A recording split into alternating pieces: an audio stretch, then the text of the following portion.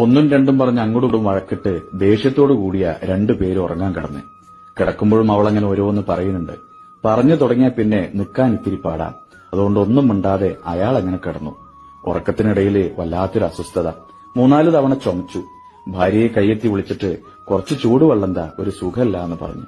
ഉള്ളിലുള്ള ദേഷ്യവും ഉറക്കച്ചടവും എല്ലാം കൂടെ ചേർത്ത് ആ ടേബിളിലെ ഫ്ലാസ്കിലുണ്ട്, എടുത്തു കുടിച്ചോന്ന് അവളും പറഞ്ഞു.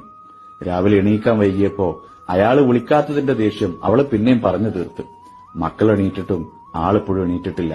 അടുക്കള പണിക്കടയിൽ അവള് വിളിച്ചു നോക്കി, മറുപടിയില്ല. റൂമിലെത്തി പിന്നെയും വിളിച്ചു, മിണ്ടിയില്ല. അടുത്ത് ചെന്ന് തൊട്ട് വിളിച്ചപ്പോ തണുത്ത് മരവിച്ച് കയ്യും മുഖമൊക്കെ. കണ്ണീരൊലിച്ച പാടുണ്ട് മുഖത്തും തലയിണയിലൊക്കെ. അടുത്തുണ്ടായിട്ടും അവൾ അറിഞ്ഞില്ല.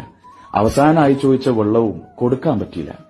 പ്രിയമുള്ളവരെ, 1 മിനിറ്റെങ്കിൽ 1 മിനിറ്റ് നേരത്തെ വാശി മാറ്റിവെച്ച് സ്നേഹിക്കാൻ നോക്ക്.